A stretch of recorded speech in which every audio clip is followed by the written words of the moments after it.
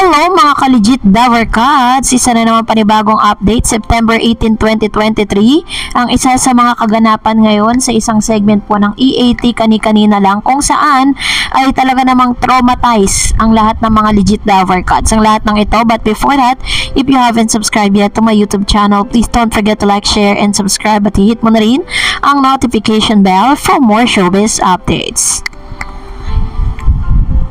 Yes, of course, bago tayo magpatuloy sa ating mga updates ngayong araw, nais ko po muna magpasalamat sa lahat po ng mga legit viewers, subscribers, and legit Daver Cats po natin na lagi nag-aabangan nakaantabay sa mga videos natin. Maraming salamat sa inyo pong panonood at pagsubaybay. And of course, marami rin pong salamat sa araw-araw po ninyong pagdalaw at pagparito po sa ating pong channel. Let me just give you an update. No? 97 days na lang po no, bago po magpasko. Kaya naman na counting tayo ngayon 97 days.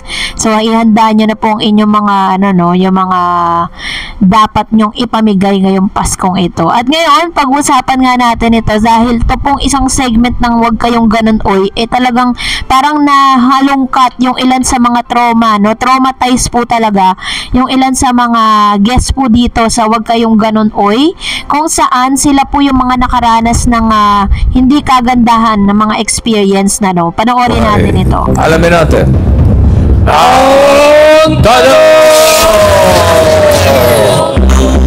Si Veron ba ay nag-agaw buhay matapos ma-hold up? Ayan na.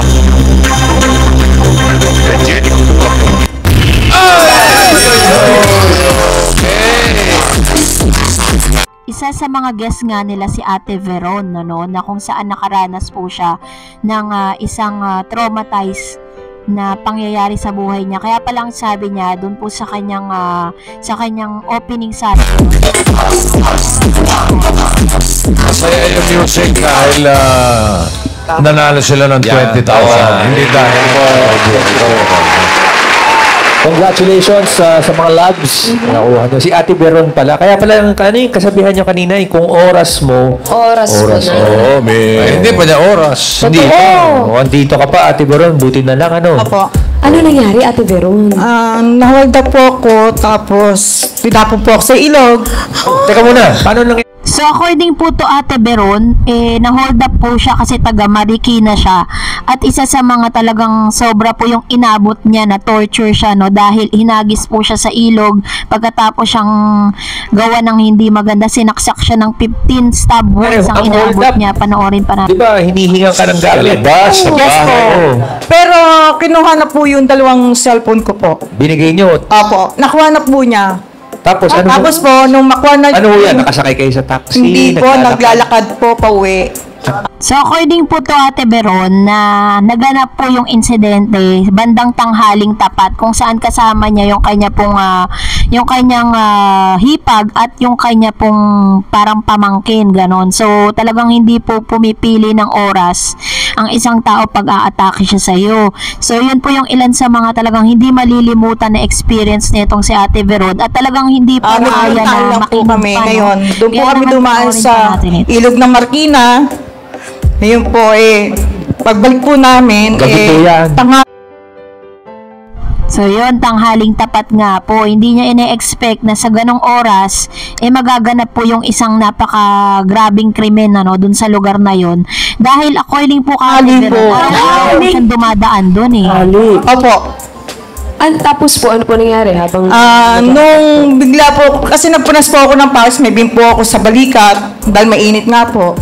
Ngayon po, nung pagpunas ko ng pawis, may biglang sumakal sa akin na... So, yung unang experience niya po is bago po siya hold upin, bago siya saksakin at bago siya pagnakawan, una niyang na-experience is sinakal po may nakatutok na kitchen knife.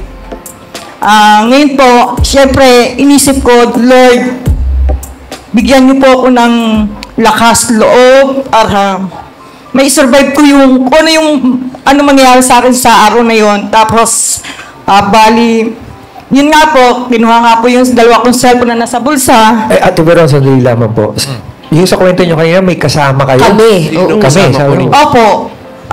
May pinuntang kasi po kami. Ngayon, Sino po yung kasama niyo? Hipag ko po, at saka yung pamangkin niya. According po kay Ate Veron, kasama niya yung hipag niya tsaka yung pamangkin niya. Kaso nga lang sa pagkakataon na yun, maaaring nagtakbuhan na sila dahil sa hindi ng takot. pamangkin niya. Kasi marami-rami yung grupo ninyo.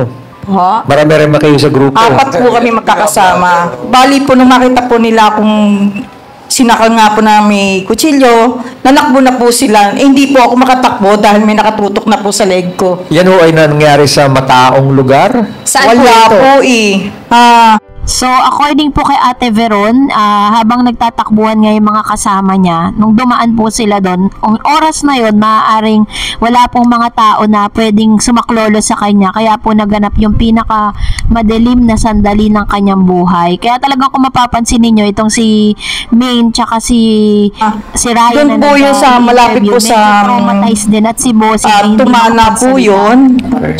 At ako naman kaya din na willing ako dun dumaan kasi una po, makakita ako ng gulay na pipitasin doon na tinitinda, bibili po ako. Ating pong pagkakaunawa, talagang madalas nga dumadaan dito si Ate Veron at meron po siya talagang sinasadya na doon sa lugar na yun, kaya doon po talaga niya pinipili na dumaan. Pero hindi niya naman ine-expect na that time or dun sa oras na yun ay magaganap nga yung talagang magbibigay ng malaking trauma hanggang ngayon sa kanya. Ayun, so, tuloy na ho natin yung kwento. So, nanakbo na ho yung mga kaibigan ninyo at may kitchen knife kayo sa leeg. Yes po. Nakuha na po yung dalawang telepono. Nakuha na po yung dalawang cellphone ko po, tapos nung makuha na po, hinagis po ako sa ilog. Pero hindi po ako Po siyang nakawan pagkatapos siyang saksakin, inihagis po siya. Ibig sabihin, meron na siyang saksak nung umabot inihagis siya sa sa tubig. ilog.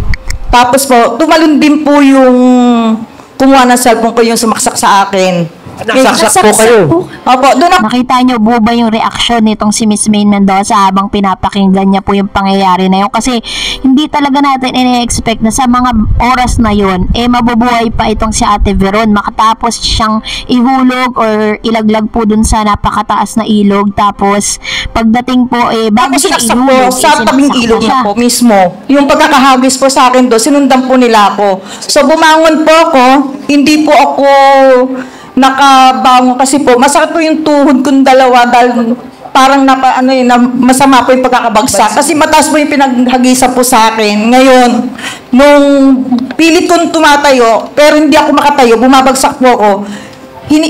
Binitbit nila akong dalawa nung lalaking hold-upper na hindi ko namukaan.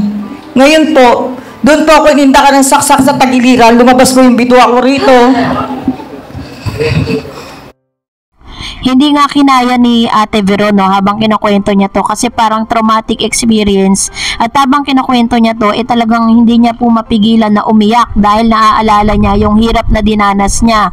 Biruin po ninyo, habang hinulog siya sa ilog, akala po ng mga hold-upper patay na siya. Nung nakita Ate, kailan po bumangon nangyari? siya, July at 6, saka 2013 po. siya pinagsasaksak. 20 years Siya po ay, ago. 10 years ago. inabot ng Apo. 13 or Kamusta na po 15 kayo ngayon, Ate stab Veron? wounds. Medyo bumabal ko yung sariwa kasi nakasama ko sa segment po ng yung kanyang ng TVJ po. So ganun po ka-trauma. Ate Veron, Traumatized po sandali lang talaga ho. yung Nung nangyayari po yan, sa kanyang natandaan niyo po buhay. ba? So isa lang po yung lesson yan na kailangan po lagi tayong mag-iingat, hindi po excuse na umaga kasi kahit umaga po pwedeng umatake yung mga masasamang loob.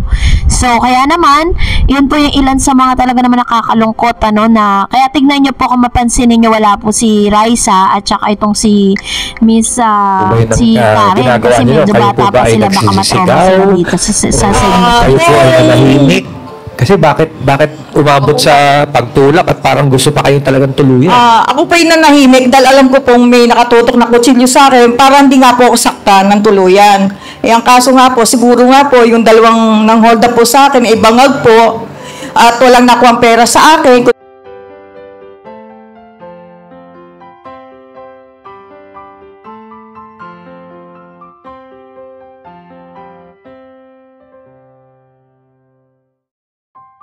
Kundi dalawang unit lang na po na cellphone. At yun nga po, nindakan po ako ng saksak. Ang akala ko nga lang pakiramdam ko isa lang kasi yung pala sa sobrang manhid na maraming dugon lumabas sa akin. Tagtad na pala ako ng saksak, 15 saksak.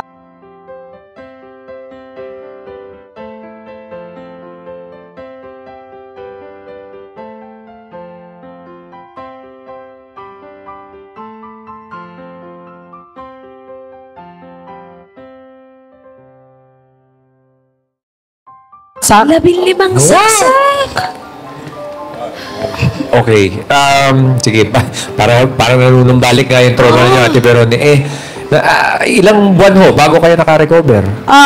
Isang linggo lang po ako sa ospital, tapos po, pilit ko po talagang makarecover po para sa mga anak ko. Nung nangyari po ba yun, Ate Veron, nawalan po kayo ng malay, tapos nagising po kayo sa Ay, hindi po. ospital? Nagpatay-patayan po ako para lang makaligtas po ako na, yun nga po, nung naramdaman ko na po na, iniwan na po nila ako